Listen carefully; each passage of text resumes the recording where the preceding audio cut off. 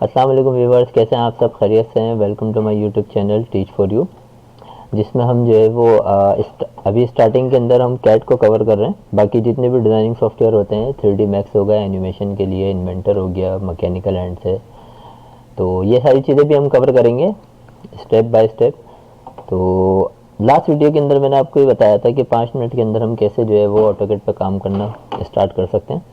तो आज जो है वो छोटी सी ट्रिक मैं आपको बता देता हूँ कि जैसे ही आप ऑटोकैड पे आते हैं आपको ये ऐसी स्क्रीन दिखती है। तो सबसे पहले आपने कुछ नहीं करना है, मैं आपको डिटेल में ले जाना नहीं चाह रहा। मैं चाहता हूँ कि आप बहुत जल्दी काम करना शुरू कर दें सॉफ्टवेयर पे, इसलिए बहुत शॉर्ट नोटिस के ऊपर जिन जिन चीज़ों की ज़रूरत है या जो जो ऑप्शन इस्तेमाल होते हैं, मैं सिर्फ डायरेक्ट आपको वहाँ ले जा रहा हूँ, ठीक है।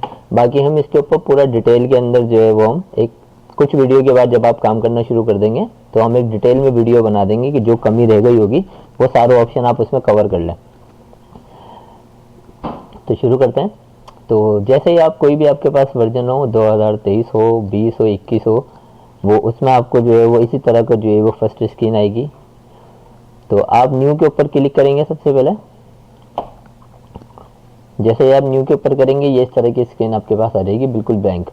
तो व्यूअर्स, सबसे पहले काम करने से पहले मैं आपको ये बता दूं, ये हमारा वर्किंग एरिया होता है जहाँ पे हम ड्राइंग को काम करते हैं। ये माउस जब हम इस्तेमाल करते हैं, ये जूम इन जूम आउट हो रहा है स्क्रॉल से, जो एक रिंग होता है माउस के ऊपर। जब हम इसको इन आउट करते हैं तो ये जूम इन जूम आउट होता है स्क्रॉल करते हैं तो। और जैसे ही इस माउस के बटन को हम दबाते हैं तो ये एक हैंड आ जाता है, हैंड ऐसे मूव करने के लिए होता है। तो ये माउस की सेटिंग हो गई हैंड लाने के लिए। अच्छा, माउस पे जो है वो लेफ्ट क्लिक के ऊपर जो है वो जैसे ही हम लेफ्ट क्लिक करते हैं तो ये ऑप्शन आ जाते हैं, ये चीज़ों को सिलेक्ट करने के बाद होते हैं। और जैसे ही हम राइट क्लिक करते हैं तो एक ये विंडो आती है, सिर्फ वन टाइम क्लिक। अगर आप इसको लेफ्ट क्लिक को आप दबा के रखेंगे ना तो विंडो ऐसे ख़राब होगी। मतलब किसी भी चीज़ को सिलेक्ट करने के लिए जो लेफ्ट क्लिक होता है उसको एक दफ़ा प्रेस करके जब हम ऐसे करते हैं, ये ग्रीन एरिया आ गया, ये सिलेक्शन एरिया होता है, ठीक है। और ये ब्लू एरिया जो होता है ये डिफरेंट सिलेक्शन होती है, वो मैं आपको बाद में बताऊंगा। तो ये हो गई आपकी माउस की सेटिंग। सबसे पहले काम करने से पहले जो है वो मैं आपको ये बता दूं कि हमें जो काम करना होता है उसकी हम एक तरतीब बनाते हैं कि मुझे किस स्केल में काम करना है। और वो जो यूनिट है, यानी कि जिस यूनिट में मुझे काम करना होता है, वो इंच हो, एमएम हो, मीटर हो, फिट हो, कुछ भी हो, वो कुछ भी हो सकता है। अगर आपको घर बनाना है तो आप फिट में काम करेंगे, कोई मैकेनिकल का पार्ट बनाना है तो आप एमएम में काम करते हैं। वैसे ज़्यादातर जो है वो एमएम में काम किया जाता है। आर्किटेक्चर के अंदर जो है वो हम फिट में चले जाते हैं, क्योंकि वो बहुत बड़ा बड़ा जो है वो एरिया साइज होता है।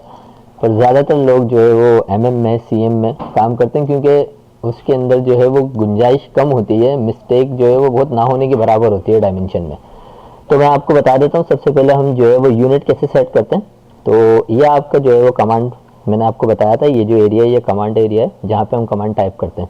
तो यहाँ हम टाइप करेंगे यू कीबोर्ड से और एन। जैसे हम यू एन करेंगे, ये देखें यहाँ पे ये इसकी शॉर्टकट है यू एन, ये आगे यूनिट। जैसे इसको यू एन क्लिक करके अभी कुछ नहीं करना है, सिर्फ कीबोर्ड से हमने इंटर प्रेस करना है। जैसे हम इंटर प्रेस करेंगे यहाँ पे जो है वो ये आ जाएगा कि ये आर्किटेक्चर है, डेसिमल है, इंजीनियरिंग है, ये सारी चीज़ें इसमें आ जाएंगी। तो ये डेसिमल जो है वो हमारा एमएम यूनिट होता है। इसके अंदर ये जो आपको ये जो ऑप्शन आ रहा है ना, ये आपको बताता है कि आपको मतलब 5 एमएम के बाद कितनी जो है वो डिटेल में जो है वो नंबर या साइज चाहिए। अगर मैं इसको 2 पे कर देता हूँ तो ये 0.52 करेगा, 3 पे कर दूंगा तो 0.520 कर देगा। तो इसको जो है वो सिर्फ ये 2 पे रहने दीजिए। यहाँ पे आ जाए, इसको आप मिलीमीटर कर दीजिए, ये आपका हो गया यूनिट सेट। ये इंटरनेशनल हमारा, ये इसके अंदर डिफ़ॉल्ट सेटिंग होती है, इसको छेड़ने की ज़रूरत नहीं है, आप इसको ओके कर दें, ठीक। अब मुझे कोई भी अगर लाइन बनानी है, मैं आपको जो है वो छोटी सी जो है वो बता देता हूँ कि यहाँ पे जो है वो हमने ये सेट किया हुआ 3D मॉडलिंग पे। हम 2D पे नहीं कर रहे काम, हम डायरेक्ट 3D मॉडलिंग पे कर रहे हैं। ये स्केल हमने सेट किया हुआ 3D मॉडलिंग के ऊपर। ये यहाँ पे जो है वो ये इसकी ग्रेड आ गई, इसको ऑन ऑफ आप कर सकते हैं। अब यहाँ पे मैं आपको एक चीज़ दिखा देता हूँ कि यहाँ पे कुछ स्केचिंग या ड्रॉ टूल दिख रहे हैं, इसके अंदर जो है वो स्केचिंग के सारे टूल होते हैं। जैसे लाइन होती है, ये लाइन हो गई, ये पॉली लाइन हो गई, ये 3D पॉली लाइन हो गई, ये आर्क हो गया, ये एसपी लाइन हो गई। ये सारी लाइनों की चीज़ें होती हैं जो लाइन से हम कोई भी चीज़ डिज़ाइन करेंगे तो इसमें इसका बहुत अहम रोल होता है। जैसे लाइन हो गया, सर्कल हो गया, रेक्टेंगल हो गया, पेंटागन, हेक्सागन, ये सारी चीज़ें हो गई, एलिप्स हो गए। तो स्केचिंग के लिए हमारे पास ये सारी चीज़ें होती हैं। हम इनको यहाँ से भी क्लिक कर सकते हैं। जैसे मैं अगर लाइन क्लिक करूँगा तो ये लाइन, अब जैसे ही मुझे लाइन बनानी है तो ये अब ये कह रहा है, जैसे लेफ़्ट क्लिक से मैंने लाइन को सिलेक्ट किया तो ये पॉइंट मांगता है कि कहाँ से स्टार्ट करनी है। अब एक पॉइंट ये हो गया, अब कहाँ से कहाँ तक लानी है, तो दोबारा लेफ़्ट क्लिक माउस से ही मुझे बताना है कि ये दूसरी लाइन यहाँ तक लानी है। अब ये जो है वो फिर कहाँ लेके आनी है।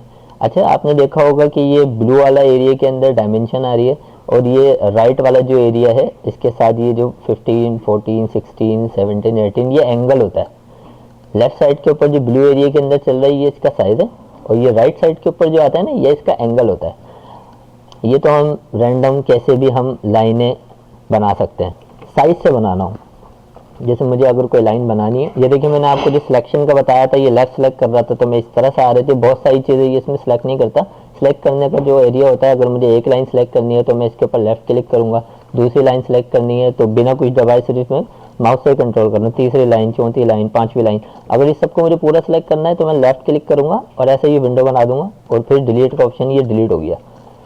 अभी अगर मुझे लाइन बनानी है डायमेंशन से, तो मैं कीबोर्ड से जो है वो ये जो कमांड पैनल है, मैं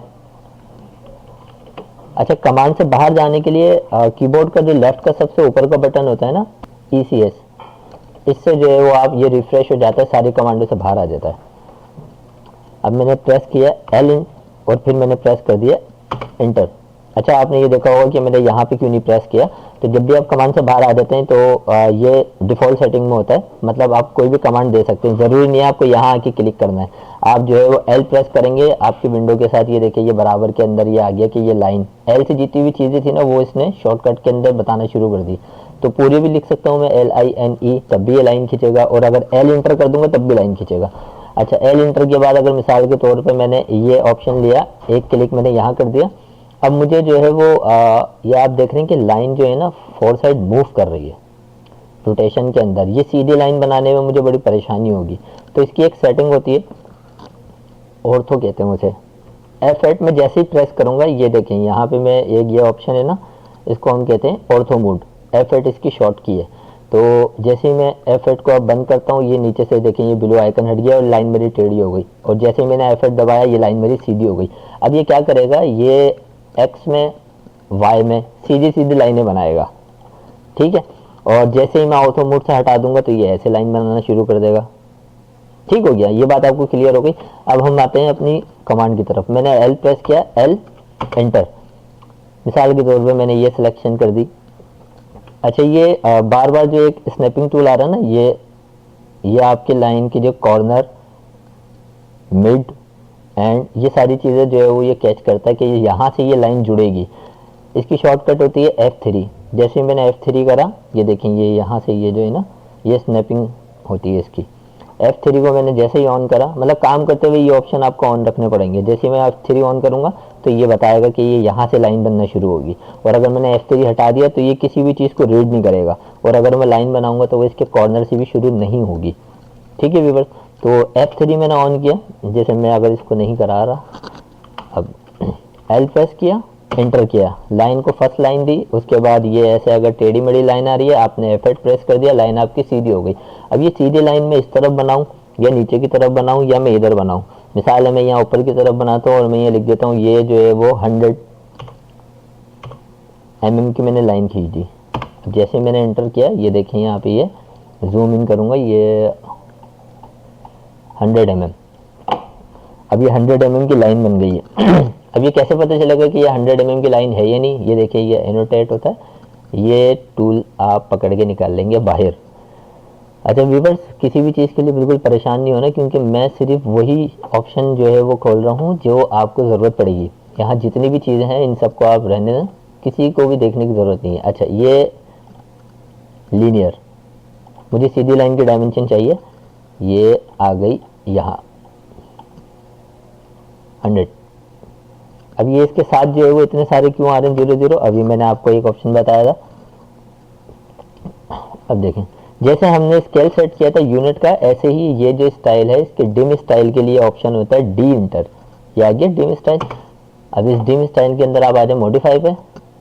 जैसे आप मॉडिफाई के अंदर आएंगे, यहाँ पे जो है वो यूनिट के अंदर ये देखिए, ये बिल्कुल 4 वैल्यू तक आया हुआ है, इसलिए बता रहा है। इसको आप 2 पे कर दें, ठीक हो गया। अब इसमें पूरी सेटिंग होती है कि ये जो अभी मेरे को बहुत हल्का दिख रहा था, ये टेक्स्ट छोटा दिख रहा था, मैंने इसको 10 कर दिया। यहाँ पे ये जो एरो है, इस एरो के कि ये जो सिंबल बनाता है ना, ये एरो, ये इसकी सेटिंग है। यहाँ पे मैंने इसको 15 कर दिया। आप कुछ भी रख सकते हैं जिस तरह का आपका ऑब्जेक्ट हो। ये लाइन की स्पेसिंग के लिए होता है। देखिए मैं जैसे चेंज करूँगा कुछ ना कुछ चेंज होता रहेगा। इसको मैंने 10 करा, ये ऊपर चले गई। इसको मैंने जो है वो 5 करा, ये स्पेसिंग हट गई। इसको 3 कर देता है, ज़्यादा एक्सटेंड नहीं। अब मैंने इसको ओके करा और सेट करंट पे कर दिया। अब देखें, ये देखिए सिर्फ 2 वैल्यू आई, 100 mm की एक लाइन आ गई। तो इसी तरह हम जो है वो लाइन का इस्तेमाल करते हैं। अब मुझे अगर जो है वो यहाँ से, ये देख रहे हैं आप, F3 मैंने बंद किया तो ये नहीं कर रहा पिक। जैसे ही F3 खोला इसने ये पॉइंट दे दिया। यहाँ से मुझे जो है वो 200 की लाइन देनी है। तो पहले मैंने लाइन को कमांड दे के कॉर्नर लिया और ये 200 करके मैंने एंटर कर दिया। तो ये देखें, मैं अगर इसको मेजर करूँगा, ये मेजर करने का टूल है डिम स्टाइल। ये यहाँ से यहाँ तक ये देखें, ये 200 आ गई, ठीक हो गया। तो व्यूअर्स ये आप इसको इतनी प्रैक्टिस करिएगा, वीडियो जो है वो लंबी होती जाएगी, फिर आपको समझ में नहीं आएगा। इसलिए मैं बहुत शॉर्ट नोटिस के ऊपर आपको चीज़ें जो है वो सिखा रहा हूँ। तो आज का जो आपका लेसन था वो ये था कि आपने कैसे यूनिट सेट करना है। यूनिट सेट करने की कमांड मैंने आपको बताया, ये देखिए UN एंटर, ये आपका यूनिट सेट हो गया, मिलीमीटर पर आ गया। यहाँ से वैल्यू आपने 2 पे कर दी, ठीक है। और ये इंटरनेशनल पे डिफ़ॉल्ट पे था, ओके कर दिया। अब इस डिम स्टाइल को सेट करने के लिए कि ये हम रीड कैसे करेंगे, मैंने आपको बताया था डिम स्टाइल एंटर। यहाँ से आपने मॉडिफिकेशन कर ली, ये देखें ये टेक्स्ट आ गया, टेक्स्ट की बढ़ा दी, ये लाइन की स्पेसिंग चेंज कर दी, ये जो एरो का सिंबल था ये ठीक कर दिया। और भी इसके अंदर जो है वो अल्टरनेट सारी डायमेंशन होती है, वो मैं इंशाल्लाह आपको बाद में बताऊंगा ताकि कोई कंफ्यूजन ना रहे, ठीक है व्यूअर्स।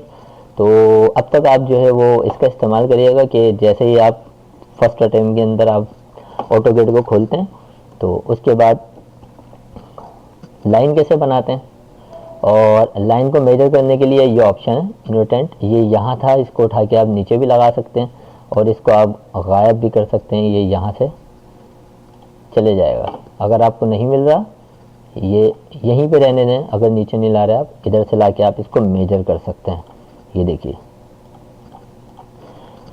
ठीक है व्यूअर्स। तो इंशाल्लाह नेक्स्ट क्लास में मिलेंगे। और ये जो हमने काम किया इसको सेव करने के लिए आप यहाँ आ सकते हैं, सेव एज कर सकते हैं आप इसको, कोई भी इसको लोकेशन दे दें, आप इसको कोई भी नाम दे दें। ये हमने जैसे इसको कर दिया तो ये सेव हो जाएगी। तो नेक्स्ट हम इसी ड्राइंग से स्टार्ट करेंगे। क्लास जो है वो इससे ज़्यादा होगी, तो आप जो है वो इसकी प्रैक्टिस करिएगा। सिर्फ 3 से 4 मैंने आपको चीज़ें बताई हैं। इंशाल्लाह फिर अगली वीडियो में मिलते हैं। अपना बहुत सारा ख्याल रखिएगा।